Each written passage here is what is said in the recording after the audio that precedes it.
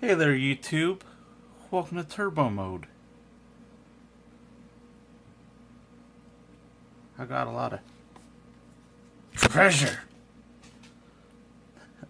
um, yeah, I made it rain at pre-release. Oh, you know it. You know it. Actually, I didn't really make it rain, but I did all right. And that's kind of what this video is about. Is just kind of, kind of going over things.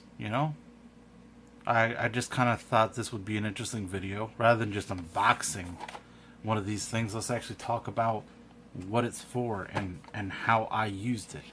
And that is to make a deck, a pre-release deck for one day. And go over a little bit about some of the stuff I got. Yeah, I mean, overall, I'm not super happy with my results. Lost first round, and I won the rest, right? But still, that loss is a pretty big stain on the record, and I ended up coming in third place, which isn't too bad, right? I don't know. It's definitely the weirdest pulls I've ever gotten. So let's go over the deck here, and you're gonna notice. I don't know. I mean, I've looked at the whole set, but I guess I haven't really compared everything. Is this just a really creature heavy set that just doesn't have a lot of spells? Because I got like hardly any spells. I'm serious. I got hardly any spells at all. So let's go over the deck here, and let's see what you guys think. One of the big players, I did pull a Kenjali's Sunwing. This great card, love it. I got a Ravenous Daggertooth. The rage ability came in handy. Let me tell you something. I think I got two of these in here. Yeah, let's get past some of these. I also got a Gishath, the Sun's Avatar. Believe it or not, I actually played this. I pulled this off 2 times. 2 times! And it did bring home the victory. It was a big bomb for me, and I was able to pull this off. I don't exactly... those moments are blurs. Okay, that was at the end of the rounds. Petrodon Knight, or Petrodon Knight, I'm sorry. I don't think I ever got to use it. I don't think I ever drew it in any of my games. The Colossal Dreadmaw. Again, another card. I never drew it, so I can't tell you. I can't tell you if that's great or not. Paladin the Bloodstain, though, let me tell you something. This did come in handy. Comes into play with that 1/1 white vampire token, giving you that lifelink. That lifelink is great, especially when you're, using that with the Daggertooths. I mean, your life gain is kind of, I mean, you just see the disappointment in your opponent's eyes. It's delicious. It's great. New Horizon. This actually did help quite a bit. This is the only one I have running, but you'd be surprised what one can do for you. Another one of the Paladins. I had 2 of those. I had a Jungle Delver. This card didn't really do a whole lot for me. Even getting it in, the ability is a little high to get that +1/+1 counter on it. I think I ended up just using it for chump blocking, and it was effective for that. The Bishop Soldier, that lifelink again is great. Deeproot Warrior, kind of an annoyance. Almost having a Bushido-like ability. Sort of. It has become... Oh, there's the other Daggertooth. Like I said, those were great. The Jade Guardian was okay. Emperor's Vanguard. Alright. It was okay. Savage Stomp was awesome. Savage Stomp was awesome. Okay? And yes, I did use it on dinosaurs. So the casting cost was great. Just awesome. So much fun. I wish I had gotten more copies of it, but I only had the one. Demystify. Sadly, I got to play this once, but I had it in several hands. Not a lot of people, not a lot of other people, played enchantments. Um, so that was kind of a bummer. I think I got to use it once, and I drew it. Oh man, I think I drew it 4 times, and got to use it once. That's a real big bummer. Queen's Commission actually did help a little bit, not a whole lot. Again, I was so short on spells. I just had to pick whatever I got basically. Uh, uh, Tishna's Wayfinder. This one was all right. This one was fun. You know, that Explorer ability, guys. Raging Swordtooth. You know, these dinosaurs. Some of these bigger dinosaurs are crazy. These Allosaurus or Tyrannosaurus style dinos are crazy.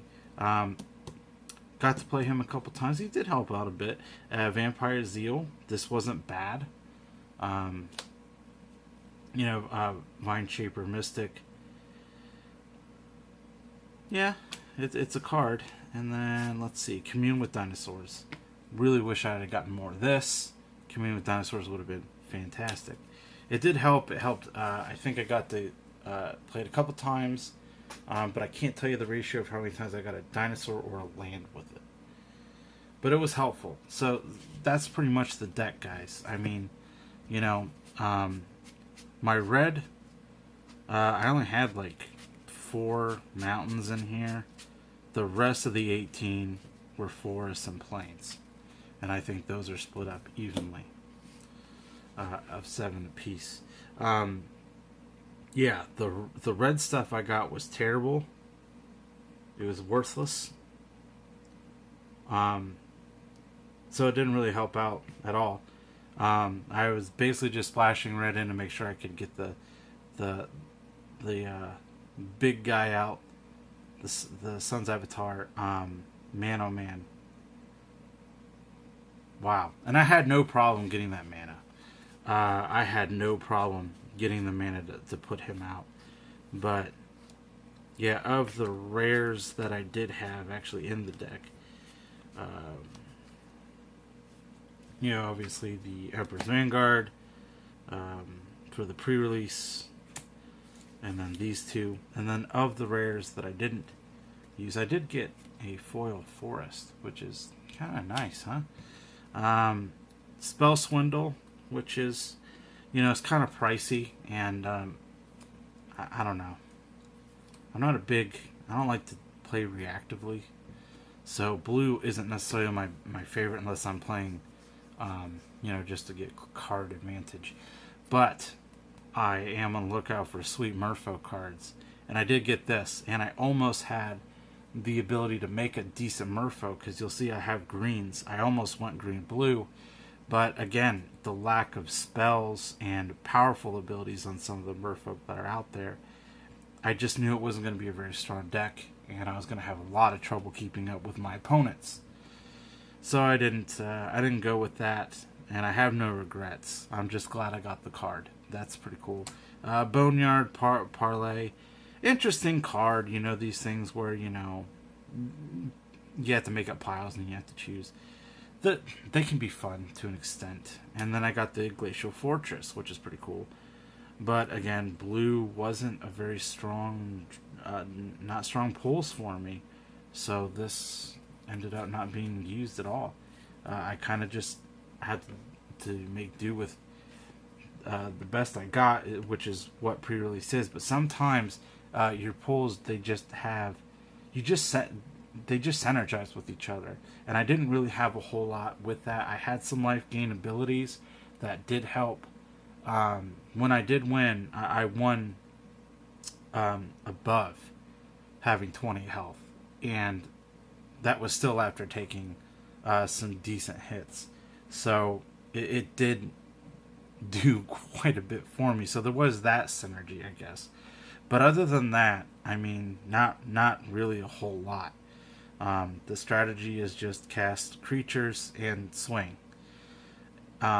not the funnest way to play things, because obviously I do like to have answers for things with spells. I think we all do. But that's just how it goes. Still, I made the most of it. Like I said, I did come in third place, which is way better than last. I'm happy about that. And I did get a couple packs. I did open them just because there was like, let's all open our packs together. And we did. It was fun. But I do at least want to show the rares that I did get. I did get a Goring Ceratops, which is, man, that mana cost is intense. Man, Double Strike is a very expensive ability to get in this game. Very cool card, but there are ways to make your dinosaurs cost less in the mana cost. So, there might be a way to pull this off. I don't necessarily know if it's worth trying to do it, but then I have Arcane Adaption, which is, it just kind of changes, just changes how your creatures are. And I think when I did get to play Demystify, this is what I used it on. It did help out a bit. Because I think it was my opponent, he was using vampires, and he had that vampire that whenever a vampire attacked, I lost life and he gained one, and he was just that was the round that I lost. And I did have Demystify, and I did get to use it that one time. Old Growth Dryads, interesting card, very interesting card. I am trying to find ways to make this really good with some of the decks that I already have, just because this is an interesting one. And of course, we've got Treasure Map, which is cool. It's just, I love flip cards and everything like that. So whenever there's something unique to a set, like flip cards and stuff like that, that's what I want to get. Just for the collection. This is fantastic. This is great. So, yeah, that was what I got. I got 4 packs. Nothing huge, but, some cool stuff. Hey, it's free packs, right? It's free packs. But anyways, yeah, guys, that's going to conclude it. Just let me know in the comments below how your guys' pre-release goes. What you guys think about the deck. I know I didn't lay it all out here, but I mean, that would take up a lot of space, and, I don't want to mess too much with the camera setup right now, simply because my camera isn't the best. And I know that this at least works. So in the comments below, let me know how pre-release went for you guys. I want to hear those pulls. I want to hear about those decks. I want to hear about those matches. And of course, what did you think of my deck? I mean, you guys don't know my entire pool of cards that I had. That would take longer to go through. But trust me, this was the best I could do.